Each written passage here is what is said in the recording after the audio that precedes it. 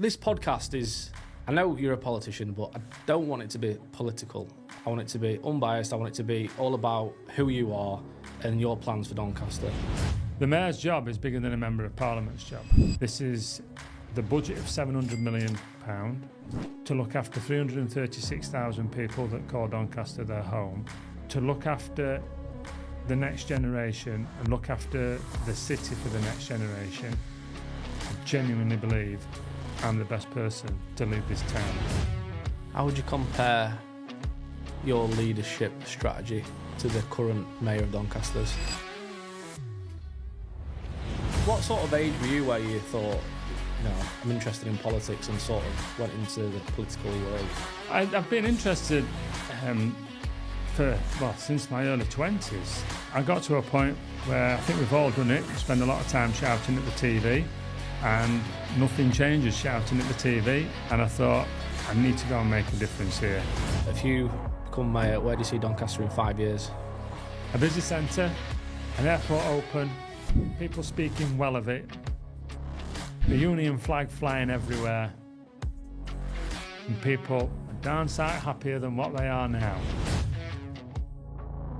Right, Nick, first of all, welcome to Seven Studios. I just want to do a little bit of a background on why you're here. Mm-hmm. Last week, I saw your solicitor, Andrew Isaac, in Bentley handing out your manifesto. And I was like, where's Nick Fletcher? He said he's over the road. And I said, I'm going to find him. So I did 20 laps up and down High Street at Bentley. And I finally tracked you down in my transit van. I said, Nick, I've been trying to get you. And you said to me, well, I'm here now. What do you want? And then we obviously got you into the studio and you've agreed to this podcast today. So thank you very much for coming in. Not a problem at all. It's great to be here. This podcast is, I know you're a politician, but I don't want it to be political. I want it to be unbiased. I want it to be all about who you are and your plans for Doncaster. So that's ultimately what it is. And we want to turn all that clips into positive stuff so that we can spread around all over the city and just show that you've got great intentions for the city. So I just want to start off with, we could sort of delve a bit into your background and your upbringing. Mm-hmm. Born in Armthorpe, actually born at home. One of three lads. I was the youngest. Went to a Church of England school. It's not there anymore in Armthorpe. Then went to Sherwood Junior School and then to Armthorpe Comprehensive School. So I went all the way through at Armthorpe. Had a fantastic childhood. Had a great time. No iPhones around, no iPods. It was all about BMXs, skateboards, and just having fun outside. And it was really good. I had a great time. I had some great friends at home and at school. I still see quite a few of them these days. And yeah, Armthorpe was a great place, as Doncaster was. Did you go straight into electrical apprenticeship then from school? Yeah. Both my brothers did apprenticeships, mechanical apprenticeships. And I started a mechanical apprenticeship, but swapped after the first few months to an electrical apprenticeship. And I did 4 years, 6 years, including a year and a half after my time at Doncaster Plant Works, which is a railway. And we rewired the London Underground trains, which was great fun. Worked all the long shifts, days, afters, nights, and worked with some fantastic blokes. And same again, I still go out for a drink with them on a Friday night, once or twice a year. So yeah, lifelong friends. Yeah, nice. If you had your time again, would you still do an apprenticeship? I mean, I remember going to a panel event in Doncaster, and I think you said there's a lot of Mickey Mouse degrees now, and you push apprenticeship. So if you had your time again, would you go back into apprenticeships? I think it's great for young people to have a degree. I mean, there's lots of jobs now where we are actually asking for degrees. I don't always agree with that. I think there's lots of jobs out there that we don't need them for. But I mean, there are a lot of young people where it's the first generation where they've been able to go to university, and for us to take that away from these young people now seems quite harsh to do. But I would say to young people out there, really choose your degree wisely. And if you can do a degree apprenticeship, which is what the Conservative government brought in, then do that. There's nothing better than earning while you're learning. I always say the apprentices that work for me, by the time they're 20, they've probably been to Ibiza twice, they've got a nice car, Yeah. and they're on the way for a deposit for the first house. No debt. And they can take that skill anywhere. If you go to university, you've probably not had that work ethic, because you've still been, in effect, still learning in a classroom, and you've got a huge amount of debt around you as well. So definitely apprenticeships are a way forward. Not for everybody, but I do believe we're sending far too many young people to university that don't need to go. And there's definitely some Mickey Mouse degrees out there which are really not worth the paper they're written on. Can you give us an example of a Mickey Mouse degree? Oh, I had a list of them last year, but I'm sure there was one which was flower arranging, and one around Harry Potter, I think. Flower arranging? Yeah, and one around Harry Potter. And I'm not taking anything away from people who do some with flowers, because they do some absolutely wonderful creations. But I'm sure most of the people that are making a success of that didn't go to university to do it, and they didn't get themselves into £50,000 worth of debt to do it either. So, no, I mean, there's a lot out there which are not particularly. Google them. Just Google them. Google Mickey Mouse degrees, and an entire list comes up of them. And just make sure that your child's not on one of them. Yeah, absolutely. So, what sort of age were you where you thought, I'm interested in politics, and sort of went into the political world? I've been interested since my early 20s. I used to watch Question Time quite a lot, and it was something that interested me. I think when I set up my own business when I was 22, and I think when you're in business, you've got more of an interest in actually what's happening down in Westminster with regards to rules, regulations, taxation. So it does sort of bring you to that. But I never really thought about being an MP for quite some time. And then I got to a point where I think we've all done it. We spend a lot of time shouting at the TV, and nothing changes shouting at the TV, and they don't talk back to you.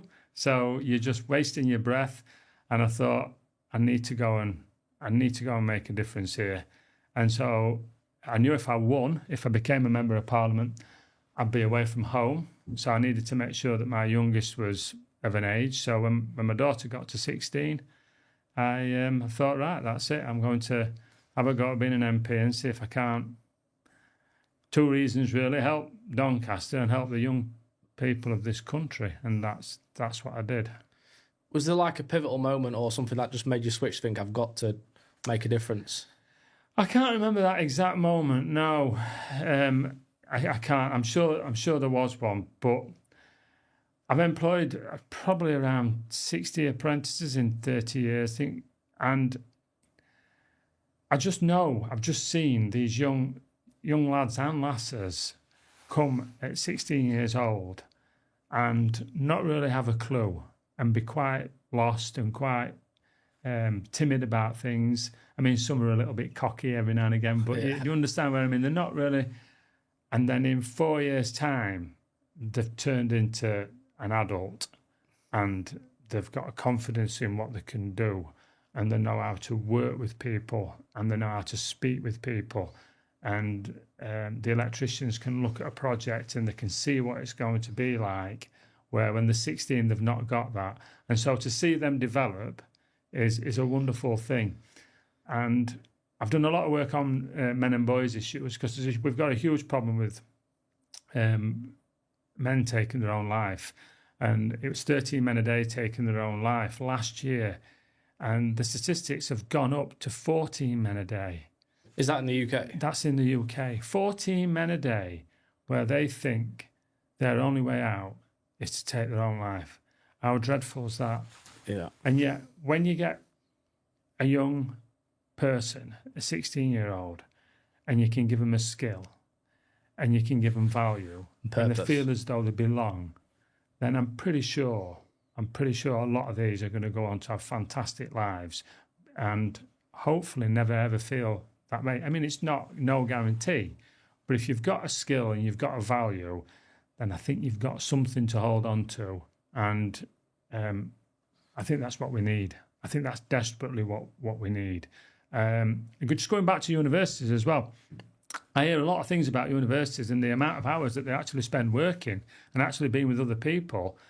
or not working but learning in the class is really quite low. When an apprentice comes to me, they're doing 40 hours a week. And at 16, 17, I've had the parents come to me and say, he's loving job. It's absolutely shattered though. He's in bed at 8 o'clock at night. And you think, that's wonderful, that's great. They're really at it. I think there's an old saying, isn't there? The devil makes work for idle hands. And I think if you've got a Mickey Mouse degree, very few hours actually being taught in class, left to your own devices, the iPhone's always there. I think we're setting a lot of our young people onto a path what we don't want them on. And so keep young people busy, keep them valued, and I think that's definitely a way for society to blossom. Yeah, I agree. I think having a sense of purpose as a man as well is absolutely massive to keep you on the track. It seems like you've obviously got some really good values. So let's touch base on your values in the manifesto, which is faith, flag, and family. If you want to just sort of give us a bit of a rundown on what they mean. I mean, I'm a Christian, first and foremost, above everything else. That's what I am. And those Christian values, I believe, are what this country was built on. Just common decency and respect for each other, treating other people how you'd expect to be treated yourself. And I think all good citizens know that they're there. And so that's crucial to me. And I think society as a whole has moved away from that. And the place where a lot of people used to get those values from was the church. No one goes to church anymore, or very few people go to church in comparison.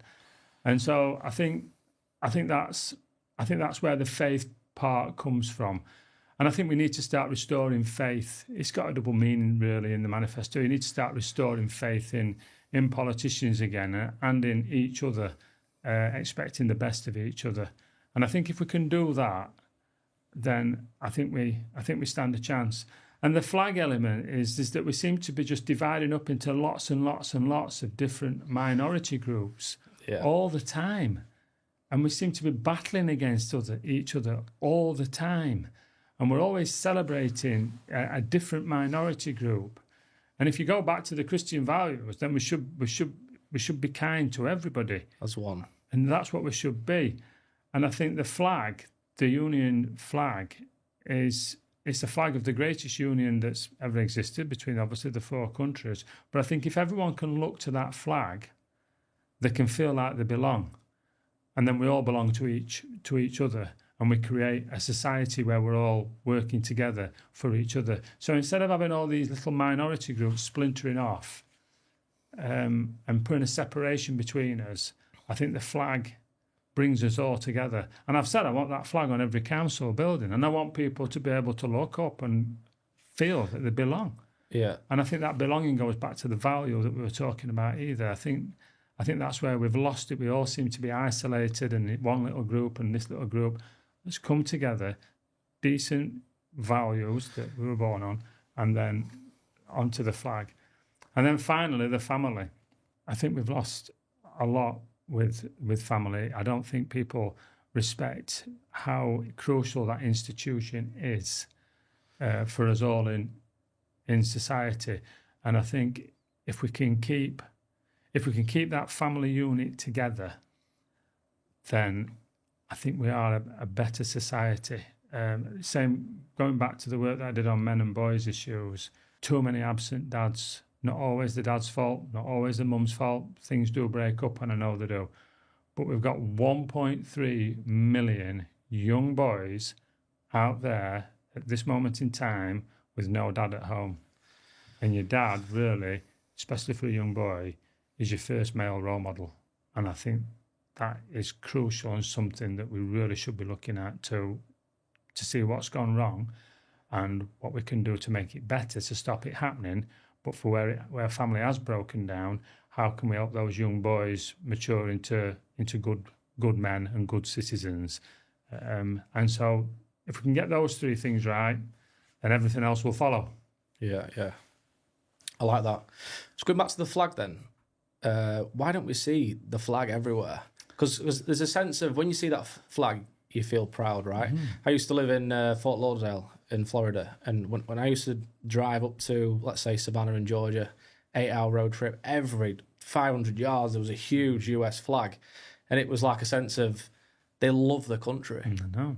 Whereabouts can you see a Union? No, and I just think, I mean, we do tear ourselves down quite a lot in this country. We don't. In America, it is different. They seem to be always patting each other on the back, don't Very they? patriotic, aren't they? But I feel like we're not. I know, and I think we need to bring that back. I went to America myself just before Christmas, and I went to a church over there, and there was a huge. Was it like a rave? No. I went to a church in Fort Lauderdale, and it was like being at a massive concert. Yeah. No. It's a fantastic church, and I follow them online. But I mean, their flag was, and it was just huge, and they're so proud of that. And don't get me wrong, they still have huge issues. You know they do. We've all seen what's happening over there with drugs and with all kinds of things. They have them, but they do still seem to be extremely patriotic, and they love the flag and they love the country, and I think that's what we need to bring back. And as I say, I will put it on other, and we won't have any other flags. That's on the council buildings. We will have that one flag because it's the one that we should all be bringing together. I agree.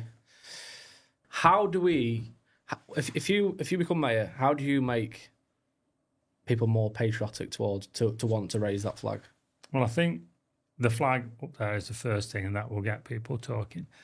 And I've talked about celebrating St. George's Day. Now, I know obviously that's just one saint and not all four of them, but obviously we're in England, so I think we should celebrate that. And I think a mayor's job, like any politician's job, is to speak up where we live. It's difficult in campaign mode because we have to say the things that are wrong with the place, so we can say, look, this is what's wrong. We've got to admit this is what's wrong. You can't fix something until you admit there's a problem. And so there's a little bit of negativity within a lot of the information I'm putting out there because it's true, and you've got to accept that. And I think that's one thing that the current mayor's not doing, is accepting that there's a problem. And we've got to accept that there's a problem. But once we've accepted that there's a problem and we can put a plan in to turn that problem round, then we all need to start actually speaking well of where we live and speaking well of our country and speaking well of our fellow citizens. And I said I'm going to be the most visible mayor that Doncaster has ever had. I will walk the streets like I walk them now. And I think people need to see that, and they need to know that I care. And I think that flag is such an emblem of unity and such an emblem of pride. Yeah. And I think we need someone to speak loudly and proudly about it. And that's what I'll do. So let's talk about your 12 core pledges then. If you want to just go through them quickly, then we can talk about which one you think is going to be like the most beneficial. Well, I need to create a thriving Doncaster town centre. The airport is one of the pledges as well. And a lot of people know me because of my work trying to get the airport open, and I'll talk about that in a minute. But Doncaster town centre is not in a good place. We've got an awful lot of homeless people. We've got a lot of beggars on the street. We've got some terrible behaviour. A video went viral the other day of some people not behaving how we would want them to behave. We've had bad press about one of the streets being one of the second worst in the country. We've got young people not wanting to go out and enjoy the nighttime economy. We've got lots of women not wanting to come in and enjoy the daytime economy. And I think that is tragic. And we seem to have put barriers in the way of people coming into town, into our city. And so I need to take those barriers away. So it's going to be a huge task. There's none of these pledges that are going to be easy. But I think they're fantastic pledges, otherwise I wouldn't have put them in there. And I think if we all work together, we can definitely achieve. And that's what I'm going to need to do. So the town centre is number one on there, because the thing is, a lot of people have said that, well, I don't go into town, so it doesn't bother. I think that's not right. I think we should be proud of where we come from. But I also think it's just like a bad apple.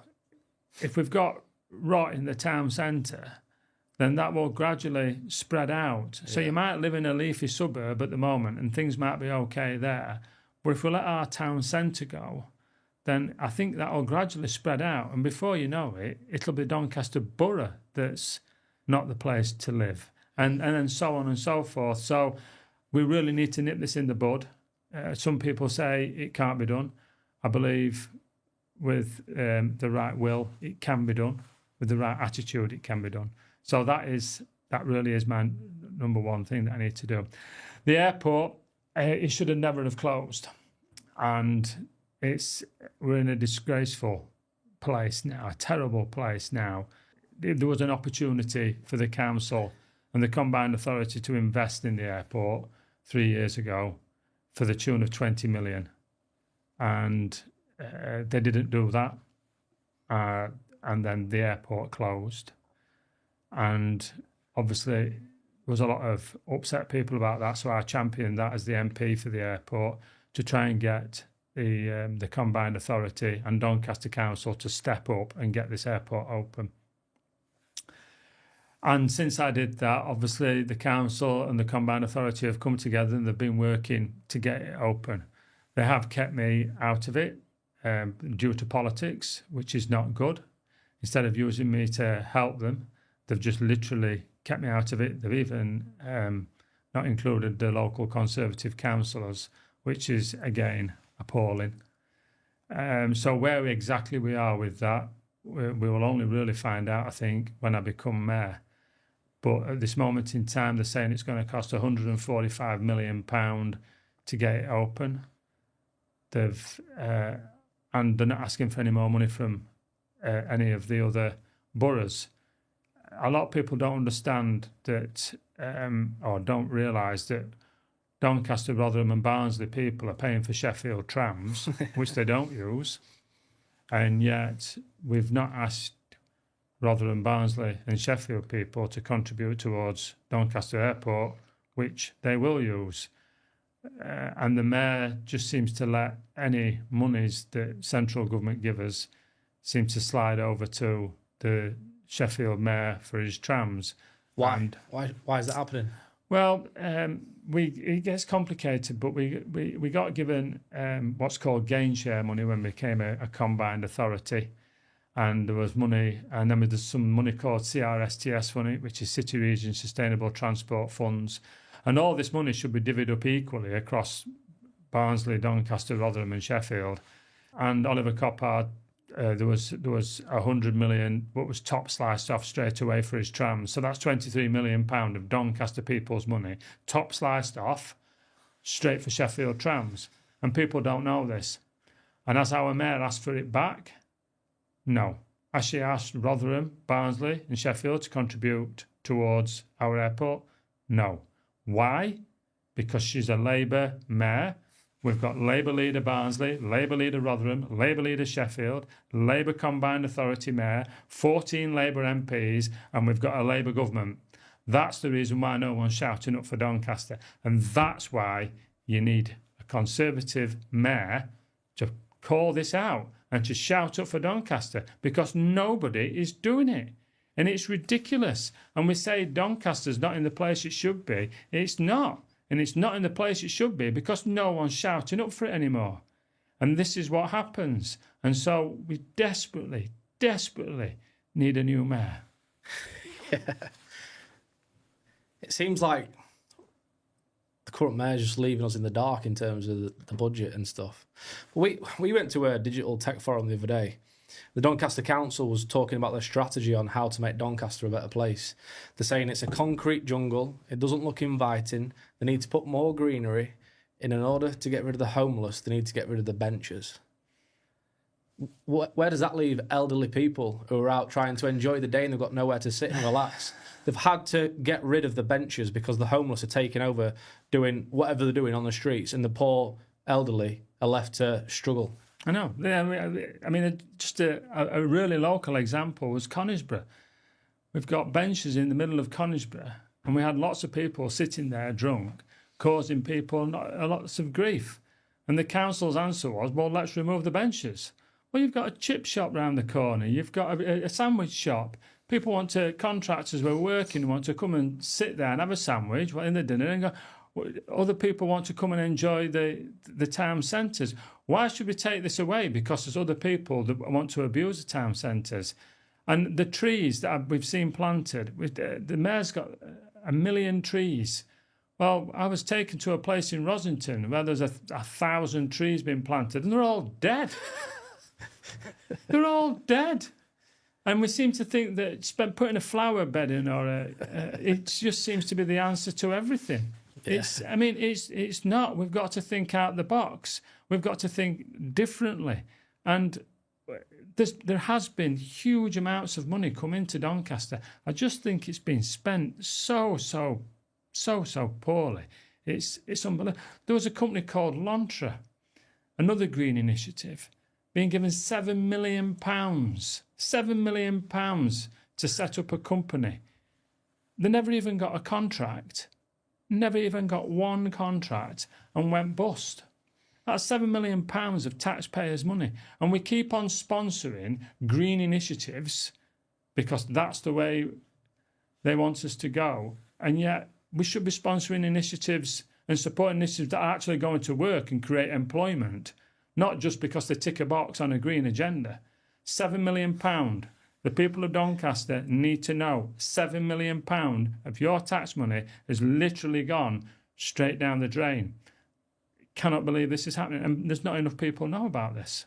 My job is to make sure that the people know about this, and this is what I do. And they don't like me for it, and because they don't like me for it, they call me all the names that they do. There's people, I get abused continually. That's fine. But people need to know. So back to the 12 core pledges then. You said you wanted to do city centre first. Yeah. So what would be your what's the first action you're going to take to revive the city centre? Well, we need to. One of the big initiatives that I'm putting forward is free parking for Doncaster Council, the Doncaster Council car park, city centre car parks. I believe there's 9 of them. Free parking for 2 hours. Hopefully, that will start bringing people into town. One of the biggest problems that town's got is that it's competing with places like the Wheatley Hall Centre, Yorkshire Outlet, Meadowhall, places over the North Bridge, where it's free parking, there's no beggars, and people feel safe there. I know some of the garden centres are doing really well as well, which is great. I'm glad they're doing well. Yeah. There's a lot of people going there, big expansions on these, but it's always the same. It's free parking, and especially women feel safe. So if we can bring free parking in, that starts to bring the Doncaster businesses on a bit better of a level playing field. Then we need to work with the homeless and the beggars. It's not just a case of throwing them off the street. These are individuals. Whatever the reason is, they've fell on hard times, or there's a certain element of criminality in there. So if they fell on hard times, we do need to help them. If they're criminals, we need to lock them up. And so we're going to have to deal with that. We need to obviously encourage people to come into town, and there's going to have to be a bit of a chicken and egg situation, because people say there's nothing to come into town for, but if we don't get people into town, there's no businesses going to open up. So once we've got the free parking, once we've got cleared the beggars and make it feel safe again, then we really need to start encouraging people. Look, come in and start enjoying it the best you can. Come in, and hopefully when we do that, then we'll get some businesses to come. But there's another huge problem, and I'm not 100% certain I can sort this out, but I'm going to try and sort it out. And it's with the buses and the way they terminate. When I was a young boy, they used to be terminate around Christchurch. And when they stopped terminating buses around Christchurch, that killed Holgate and High Street. Then we had the Southern bus station, and when they stopped terminating there, then that killed Waterdale. And then they even stopped them terminating on Duke Street, and that finally killed Colonnades. So there seems to have been a planning through the bus companies, the town, whoever's in charge of all that together, to do everything they can to take footfall off the street of Doncaster. And I cannot understand why they've done that. So you'll have people coming in, just let's say you're coming from London and you wanted to go to Armthorpe. You come straight in on the train station and you catch a bus in the interchange and straight to Armthorpe. I mean, it's fantastically convenient, but what's it do for our town centre? Yeah. Literally nothing. Before, they would have come into the train centre and had to walk up Hallgate, up High Street to catch the bus to Armthorpe. And that's just not for your out-of-towners, that's for everybody. Now I know people will say, oh, well, that's really inconvenient and it's okay for this and that. But we don't think, I mean, people might get wet when it rains, but we don't use that same philosophy when we're carving up the town and putting cycle paths everywhere, do we? Cycle paths everywhere that nobody uses. I've never seen anyone cycling on them cycle paths. It's just ridiculous. No, I mean, cycle path. How can you? If you said to somebody, would you like a cycle path in certain areas of Doncaster? People go, well, that'd be a nice idea, yeah. So how come we've torn up our town centre? And I mean, you just can't believe it, can you, that we've done such a thing like that? Why didn't we try and say, right, let's get a cycle pass so we can get kids to school? Maybe we want kids to get fit, don't we? Why don't we? Let's look at cycle pass and get kids to school. Maybe we should have started, but we've not. We've just carved up our town centre and all the main arteries into it. Thorn Road is absolutely terrible now. Sanford Road, absolutely terrible. We seem to have done everything that we can to destroy our roads around Doncaster. It just seems nonsense to me. Yeah. So, I mean, each one of these is, I mean, there's 12 pledges there, but each one of them is so deep and there's lots of what we've got to do. But I think we can get some way with all of them and we're going to try. Yeah, absolutely. So there's a few points there I want to touch on. But one of the big things for me, because at 7 Studios, you've been in our top office, we can see everything every day. And we see some sites. And there is a lot of beggars, there is a lot of homeless. But what's going to happen to that? I mean, you've got the redcoats, the Doncaster Council redcoats outside, and their job is to clear them on and do whatever. But I've seen the redcoats give cigarettes to the homeless as if they're supporting them. You know, there's a miners' monument outside and there's homeless sleeping on it all day and night. You know, we've got high-profile guests coming into the studio all the time and they come in and they're like, it's like a jungle out there. And we actually spoke to the council and said, can we not put some spikes or something on the miners' monument? And they said, no, it'll ruin the monument. Hello? So you'd rather have homeless people living on it? So what action would you take to clean up the homeless and the beggars? Well, I think the Burgundy Coat people, as we call them, I definitely think they're struggling. I don't think there's much respect there for them. They seem to want to be everybody's friend rather than actually do a job. So I have got some thoughts on that. I'm not literally going to speak too much about that now, right. But I have actually got some thoughts on how we can deal with that.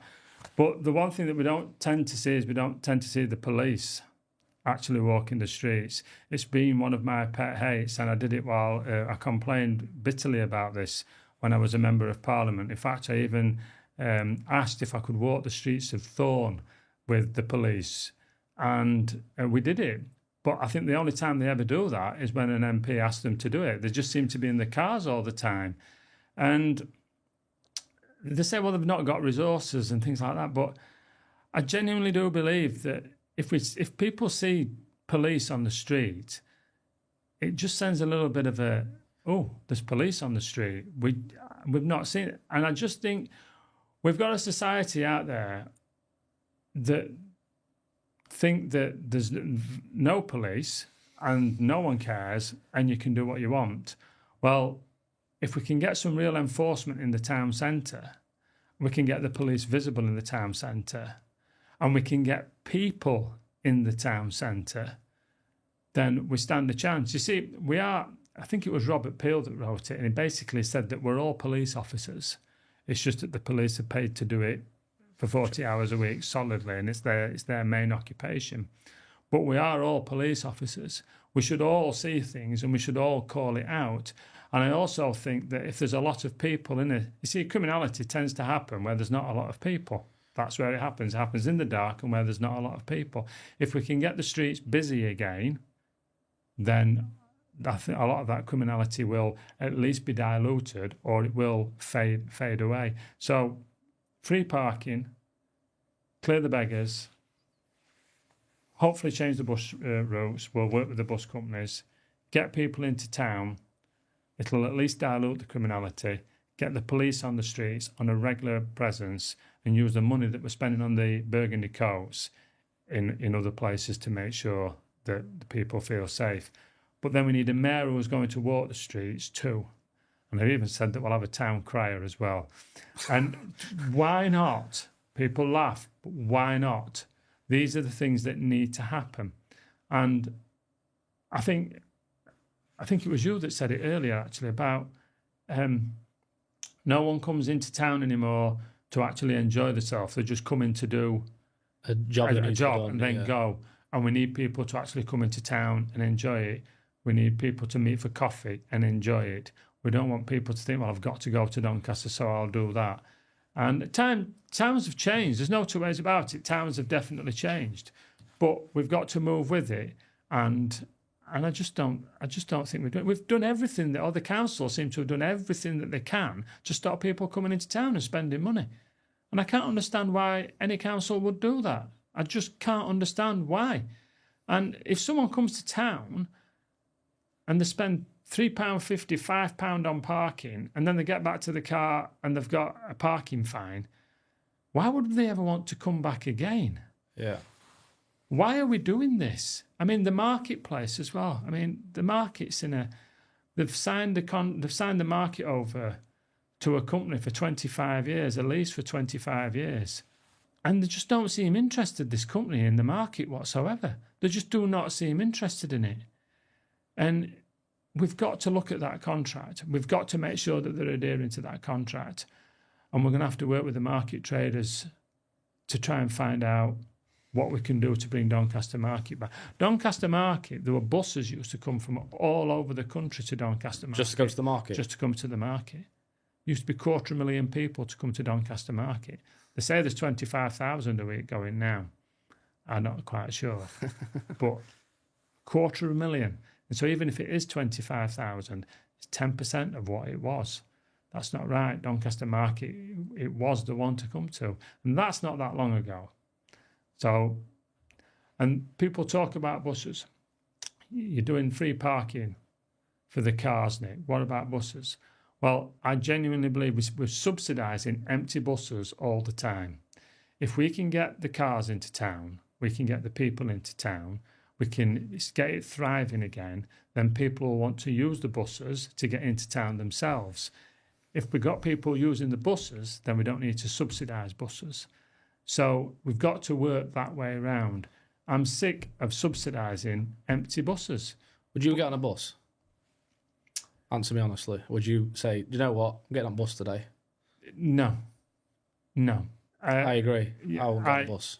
I mean, in London, it's a bit different. I spent about 4.5 years in London, and the tube is the tube. And everybody just uses the tube, and I get that. But that's because there's 10 million people live in London, and there's however million come to visit it because it's London. To me, it's the capital of the world. Yeah, it's got the history. It's fantastic. This, that, and the other. And so if I was in London, I would, and I did just use the tube and this, that, and the other. But that's not what it's like in the north. We don't do that in the north. And are we going to spend hundreds of billions of pounds putting a network like the London Underground in Doncaster? No, we're not. It's just not feasible. But if we get a Doncaster town centre that's worth going to, and people want to go there to actually enjoy themselves and not just to do a piece of business or to buy something, although I want them to buy something, then maybe we won't have to subsidise buses anymore. What do you think Doncaster's missing in the city centre to get people to want to come here? I think it's missing some decent shops. I genuinely do. I mean, green spaces are good. I mean, we've got some green spaces, and I think some of the things that are happening around Waterdale could end up being good. But I think it needs some. I mean, you got to speak to your constituents, haven't you? The people in Doncaster. I mean, we're going to lose Marks and Spencers. I think we definitely need a replacement supermarket for that. But I mean, why haven't we got a Zara's? Yeah. Why haven't we got an Apple?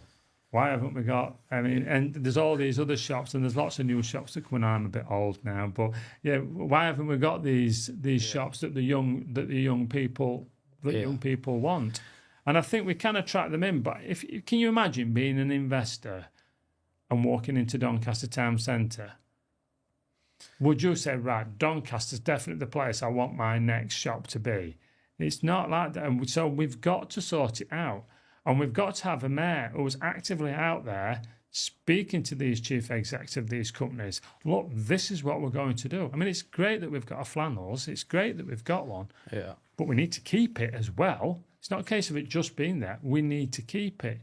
I've got so many ideas of how we can do this. But yeah. I mean, it's like a lot of younger generation now, they want that fancy stuff. They're going to Leeds to go to San Carlos. There's no restaurants around here that people are like travelling into Doncaster for. And when something new does open, the negativity around it is crazy. Just the one example, the Temple Bar just opened. Fantastic. I've heard they've spent £1 million on the building, plus the refurb. The family's just, promoted it, done an amazing job. The fit out looks amazing. And you've got people commenting on the Free Press article saying floors are sticky, first Guinness were rubbish, this, that and the other. And I had to stop myself from commenting saying, people like you are going to be the reason why there's going to be no bars left in Doncaster. That place looks amazing. It's thriving. Johnny was producing this. He said he went in there the other night. He couldn't even get to the bar. It was that heaving. Now, how good is that? No, that's great. I've lived in Doncaster all my life, and I'm 52. And in Doncaster town centre when I was 18 was fantastic. It was the place to be. And I've got 2 kids, and they probably go. Well, my son probably goes 3 or 4 times a year into town. I was going 3 or 4 times a week. I mean, it was fantastic when I was younger, and I want that back. But I don't want to. There's a lot of parents out there who are nervous about the kids going in because they've heard so many negative things. So we need to make it safe, and we need to make it a place where let's go. And so, I mean, I think what they've done at the Temple Bar is just absolutely... My wife worked there, Is it? Yeah, my wife worked at the Magdalene 35 years ago. And that's when the market was really busy. And the Magdalene used to provide all the take-out food for all the market stores and the meals in there. And so, yes, that's where she first worked. So I've got a soft spot for that place. I will be going in. It's a bit busy at the moment, but I'll definitely be going in. And they've done a phenomenal job. And I would encourage everyone to go. If you want bars like that to be a success, we've got to go there. I mean, it's important that we do. If you've got a local pub, I'm encouraging people to go to the pub. Yeah. And people go, oh, he's a Christian and he's telling people to go to a pub. Well, I'm telling you to go to church as well. Because if you don't want your church to close down, there'll be... you've got to go to church, and you don't have to go to the pub and drink to excess. You can, but we should. It's part of our culture. Gets back to that flag bit again. The churches and the pubs and the fish and chip shops and the businesses and the local community and the market. We just seem to be just letting it go, and speaking negatively about it all the time, and that's it. And we can't have that. We can't have that. I've lived here 52 years. It can be great again. Yeah. I'm 30 now. When I was about 20, we'd start off on Silver Street. You couldn't even move on Silver Street. And you'd walk up to Lazarus Court, and you'd outside social. My friend Jack, he'd run a night there, and there'd be 80 people outside, one in, one out. It was absolutely heaving. And now, if I have a late night on a Saturday night working in the office, and I drive out of town, there's probably one bar open, Saddle and Shot on Silver Street. And you drive past it and you just think, what has happened? I know. Was it after COVID, people stopped going out? What has happened for people to not want to go out and enjoy the town? Because 10 years ago, I'd have said Doncaster was one of the best nightlifes definitely in the UK. Yeah. So you talk about let's make Doncaster great again, but how do you encourage the people in the 20s to get out back enjoying themselves. I think like what you've said, we need to speak well of it, and we need to make it safe. And I mean, we obviously need to deal with responsible drinking. I mean, it is an issue. We do need to deal with that. But we've just got a lot of work to do there. But we need to speak to the young people, and we need to find out what they want. You see, there's almost a need that people don't need to go there to communicate anymore. I think the phones have created a community offline, and I think they're missing out dreadfully. I think if they do bring in where you can't have your phone at school, I personally think that would be a good thing to do. Encourage connection. Yeah, encourage connection. We seem to reduce lunch times at school from an hour to half an hour. Same again. I don't think that's a good idea. I'll have all the teachers after me now, but there you go. I just think that human contact is so important, and I think however we do it, we need to bring it back.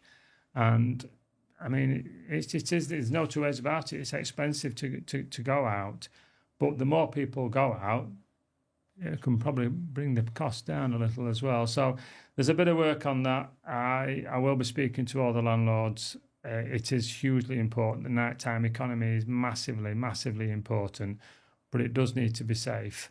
And I want to be able to encourage young people in, but I'd only want to be able to encourage young people in if I felt that I want to encourage my own in. And I think we've got some work to do on that. Let's talk about some opportunities for the youth then. You're talking about, bringing jobs, skills training, apprenticeships. I think I also read in your manifesto about youth clubs. Yeah. Youth clubs, I mean, I hear youth club and I think, do kids even still go to that anymore? No. You see, when I was a member of Parliament, I championed youth clubs all the way through that. And I know you don't sometimes want to get too political about it, but I hit a brick wall every single time I mentioned this with Doncaster Council. Every single time I mentioned it, I hit a brick wall. There's always an excuse not to have one. And I was told by councillors that young people don't want youth clubs anymore. It's not what they want. It's not what they want, Nick. It's not what they want. Kept getting told this all the time. And yet I go into schools and ask kids, do you want a youth club? I mean, some would ask what one is, and then I told them what one looks like, or what I think it looks like, but they could make it how they want. They always put their hand up. They always wanted a youth club. And just recently I went to a council a meeting, and one of the officers, she's a lovely lady, someone mentioned youth clubs. Oh, yes, we'd like to do youth clubs. So all of a sudden the council have turned completely because they realised I was right, but I'm not the member of Parliament anymore, so it can be all their idea. Party politics with Doncaster Council is an absolute disgrace. It's an absolute disgrace. They put party politics over children's futures. It's as simple as that. And so one of the worst things that happened, or one of the best things that happened, depending on how you look at it, within a fortnight of me losing my position as a member of Parliament, a youth club opened up in Rosington. One of the places I've been asking for one for 4 years. Now you go, well, that's good, but at least they've got a youth club. I'm not bothered about the credit for it, but at least they've got one. And then you think, I started asking for that 5 years ago. How many 12 and 13-year-olds could have benefited from a youth club? Could be quite a lot. But there was no youth club, party politics. And so now one of the main reasons I want a youth club is we're talking about those 1.3 million young lads out there with no dad, no real role model. Get a good role model in a youth club. Yeah. All of a sudden, you've stopped a young lad taking the wrong path. How many young lads have taken the wrong path because there was no youth club? Because Doncaster Council wouldn't give us a youth club. Yeah. Playing party politics, not just with me, but with young people's lives. How many zebra crossings are we seeing now? Zebra crossings are popping up all over. Yeah. Why? I asked for these 3 years ago. Why wouldn't they do them? Party politics. Not bothered about if anyone gets run over. Yeah. And this is what we're up against. And this is why we have to stop. And we need to work together as a community. And we need to work together as councillors and as politicians to do the best for the young people. And if we get young people in youth clubs and they enjoy going out and communicating and enjoying themselves together, guess what? They might actually start wanting to meet up in town when they get a little bit older and start doing that and following it through. But if all they've ever done is sat at home on the phone, then why on earth would they think of doing anything different when they're older? Yeah. Is there any other incentives for the youth? I mean, growing up as a kid, I was very fortunate to have parents that supported me to play golf and join a golf club. So I had my role models in the golf club. Yeah, Some friends went to the boxing. Their boxing trainer was their role model. I feel like a youth club's all right. Yeah, it's there, but is there any incentives to get kids doing something that they actually enjoy with financial support to get them into these clubs, get them into cricket clubs, get them into things where you spoke about purpose. Men with purpose is a less dangerous man, right? So there you've got purpose and you've got sense of club with role models. So that's like killing 3 birds, 1 stone, right? Fantastic, yeah. I went to a youth club last week before, and they had Dominic Gibbs there from Cage Steel. Yes. And that's a youth club. And the way that they run that, it didn't all work to plan that night because I think they had different people off. They got one part where it was just a pool table and people played pool. But then in the main hall, they were doing kickboxing, which is fantastic. So that youth club is a youth club. When I was young, was a disco. That's what it was. Literally music playing, pop Chris. That's when I was. It was just ping ponging. Yeah, ping pong. Yeah, maybe a pool table. That's what it was. But I think yes. Why can't you do the pool table, but also do the kickboxing as well? Why can't you do that? And there is an awful lot going off out there, you know. There's huge amounts of things going on. There's some fantastic cricket clubs, football clubs. The volunteers that are around that who literally give up so much time to put these things on is unbelievable. And they all deserve a medal. They are fantastic. But I don't think we advertise them enough. I think there's a lot of young kids that are unable to go for whatever the reason they're unable to go, whether it's cost, whether it's transport, whether it's time, whatever it is. We need to encourage them, because I think you should have a friendship group within school, but having a friendship group out of school too is great, because we don't always have a good time at school. No. There must have been times at school where it wasn't good for you, and it'd be nice to have another friendship group outside of school. And I think that's what we need. But we need to keep young people busy.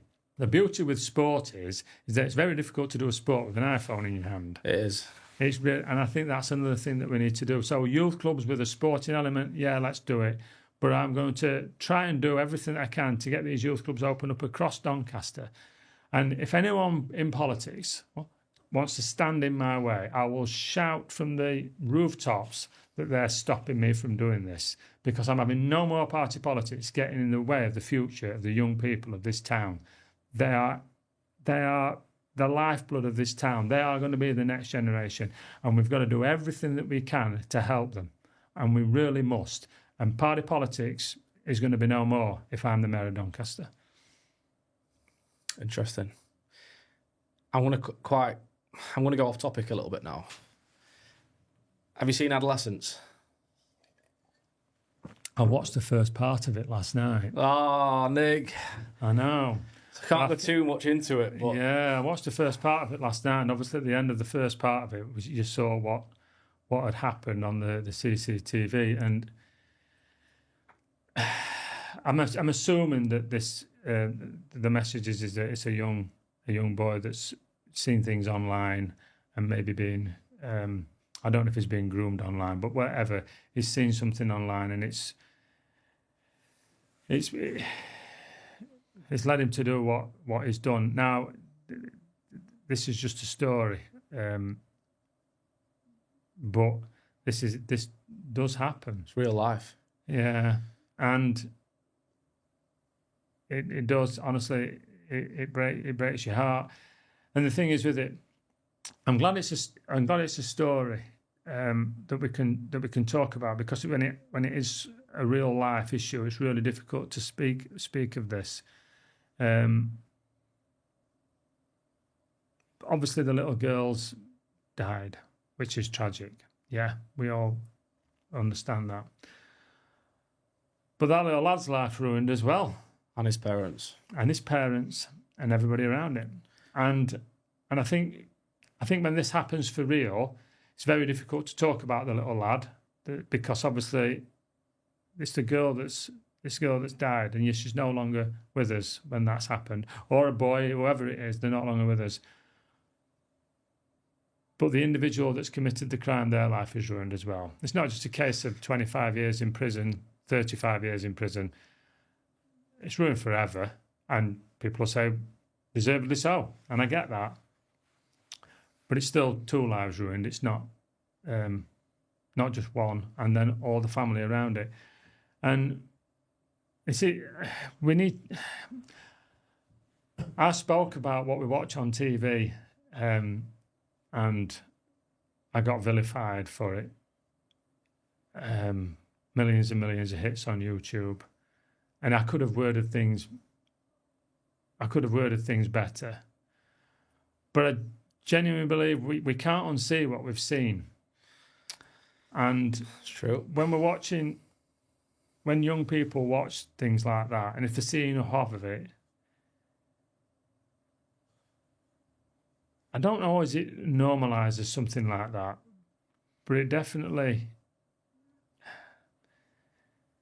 it takes away that initial shock if they see it time and time and time again. And It's almost normalising it. yeah, and I think that's what we've got to be really, really careful of. I would say, if there's one thing I would say to any parent out there, is get them off their mobile phones and get off them yourself too. Because at every age through bringing a child up, your interaction with that child is hugely, hugely important. Playing peekaboo with a 12-month-old baby is apparently the best thing that you can do. Pulling faces at that child is the best thing that you can do. It does something with the front part of the brain. It gets that child working. And why wouldn't you want your child to be the brightest that child can be? Why wouldn't you want the child to be the happiest child it can be? This is your pride and joy. This is a reflection of you. Why would you not want to do that? So I know it's difficult, but I genuinely do believe these phones they're literally destroying families, destroying society. And I'm sure when I've watched the end of this adolescence, then I'll, it'll come over on there that it's probably one of the reasons behind this storyline. And so, yeah, get off them phones. Get off them.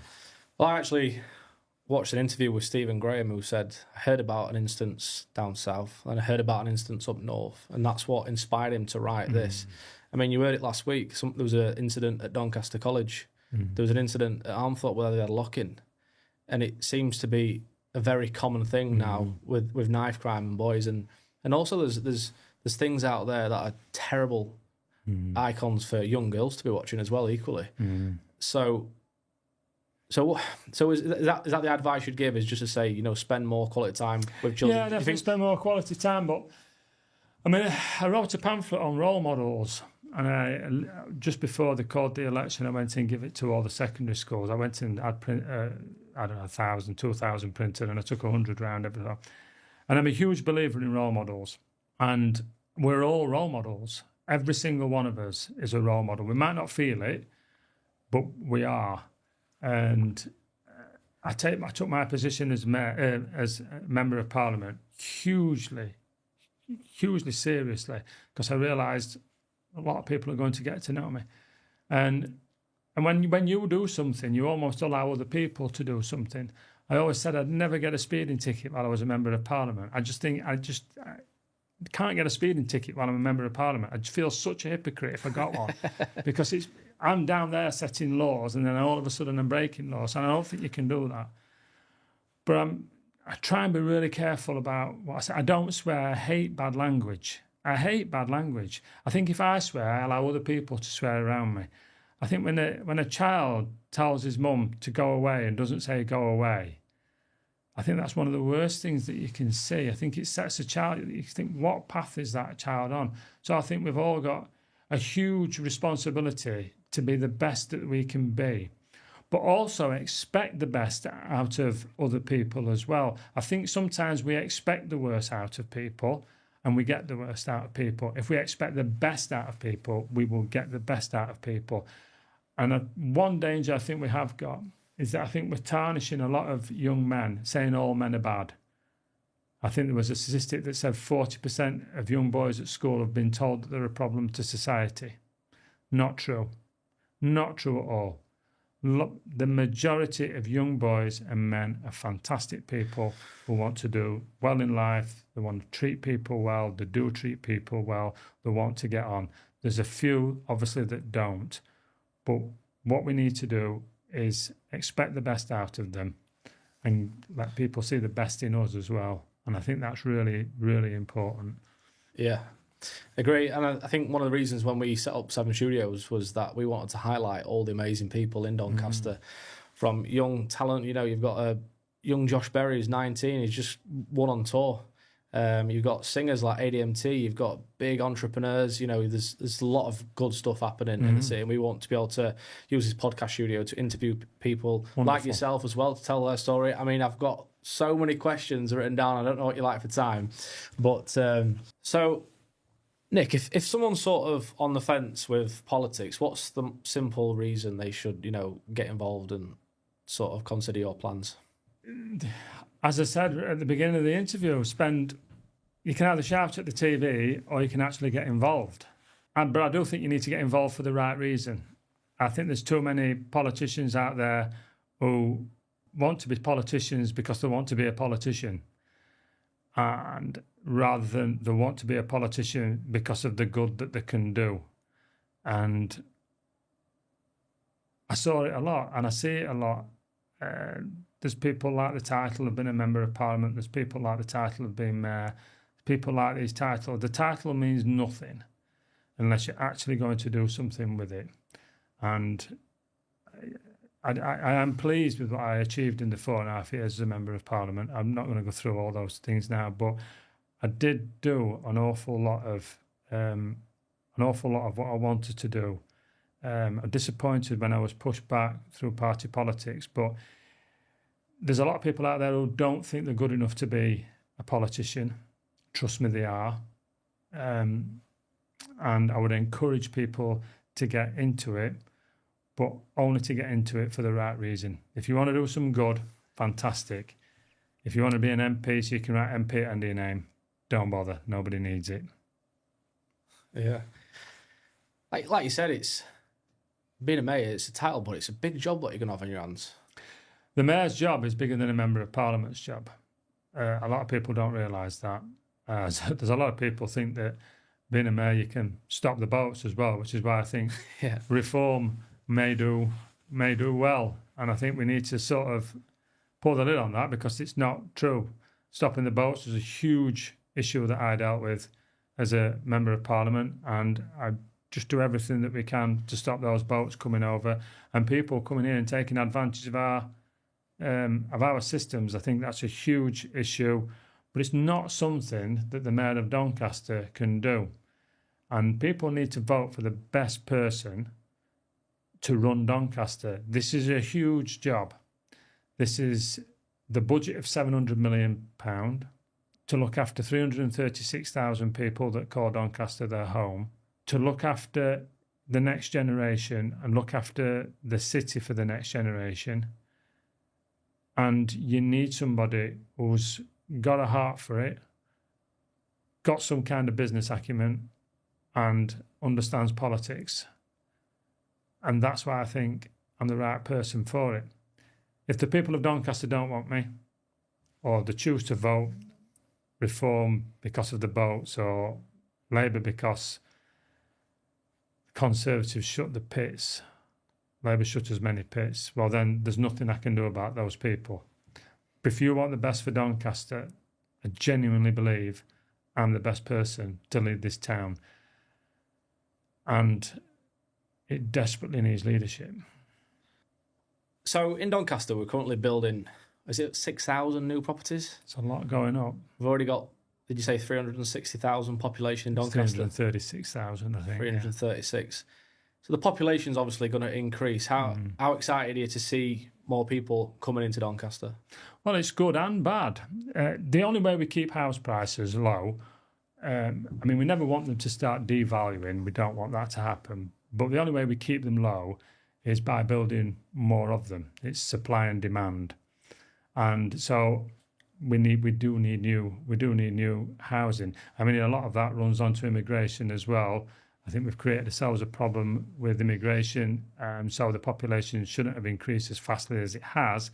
But regardless to that, we do need new houses, and we need them for our young people as well. The problem with housing is that it's okay having the housing, but we need the infrastructure too. And so my job as mayor will be to make sure that when we do pass these developments and the builders are building these houses, that we do work together to make sure that we've got the roads that are fit for purpose, that we've got the school places, that we've got the doctors' practices, that we've got the shops to service these areas. It's hugely important. There's a lot of NIMBYism around houses, and I understand when people have been looking over fields for the last 20, 30 years, they don't want to see new houses there. But look, that's the world that we live in, and everybody wants to have houses for their kids to move into. So it is good, it is bad, but I think if we work together and we make sure that the services are there, I think it can be a positive, and it will also help our town centre too, because obviously the more people that live in the suburbs, hopefully if we've got a lovely town centre, we'll come into the town centre and help create a thriving Doncaster city. How would you compare your leadership strategy to the current mayor of Doncaster's? That's a tough one, because I don't like to be too negative on individuals, but I would tackle it completely different to the way the current mayor's done. I think the walk in the streets and the talking to people is hugely important. I think there's too many politicians listening to the people around them instead of listening to the people that they're meant to represent. And that's what I've got to do. You've got to get out there. People smile when they see me on Facebook with a cup of coffee. All you do is drink coffee. No, while I'm having that cup of coffee, I'm supporting that business, I'm championing that business, and I'm speaking to the people who run that business and speaking to the people who are sitting in that business with me. And I'm finding out what their issues are, finding out what their problems are, finding out what's good, what's bad, what we can do better. And that's what we need to do. And Doncaster's not just a city centre. It's not just a market. It's not just the Mansion House, which are all things that are important, but it is places like Highfields, it is Edlington, it is Asken, and it is the smaller little towns and villages, Campsall, your Nortons. It's all those places. And that's what I'll do. I'll go out and I will speak to the people. I will represent them. I will do everything I can to encourage them to better their lives while also bettering the lives of people around them and our town and our city. Make Doncaster great again. Make Doncaster great again. Okay, I can and I will.